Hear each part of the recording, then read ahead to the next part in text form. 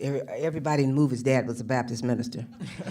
You know that. But my dad was a bishop in New Orleans.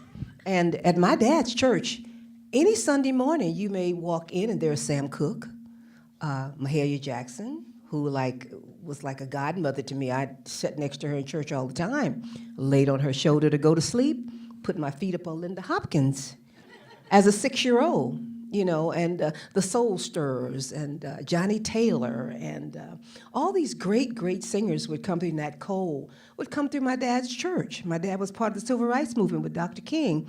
So that was like the church in New Orleans that you would go to. You know, and they would all be like guest singers. There would be a guest singer every Sunday morning, and you walk into church. There's Sam Cooke singing his face off. You know.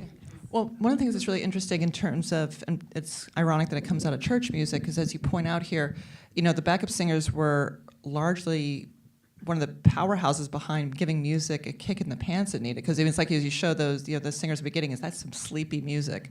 And then you have these singers who add some real life and energy into it, and yet it comes out of the church. That's right. But the church was where it was happening. I mean, if you go to a real Baptist service to this day, you know, it kicks butt over any kind of live concert. I mean, That's right.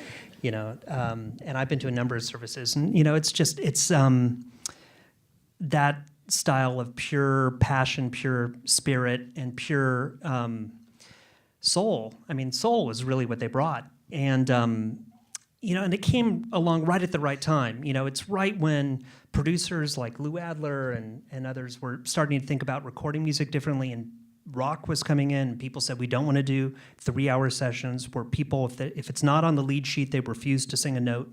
You know, people said, we want to stay up all night, and we want to record, and, you know, there was no group better than, you know, people like Mary and the Blossoms and the Sweet Inspirations and the, you know, all these groups. Sweet Inspirations, who was Cissy Houston's group in New York, Whitney's mom.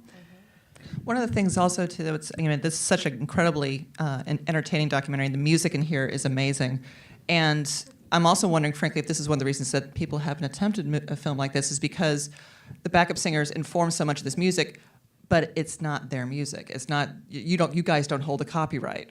And so it's like, how did that work out in terms of trying to get the rights for all this music? I mean, I will say, having worked on a lot of other big music docs, both as director and producer, you know, working with, you know, the Rolling Stones or James Taylor or Pearl Jam or all these groups I've worked with, you know, when you make a documentary about somebody like the Eagles or the Stones, you know, you've got a manager and an agent and a label and a publisher and an artist who all have power and a vested interest in the film getting made. The thing about backup singers is they were disenfranchised then, and they're disenfranchised now. I mean, there's nobody that has a vested interest in the story getting told.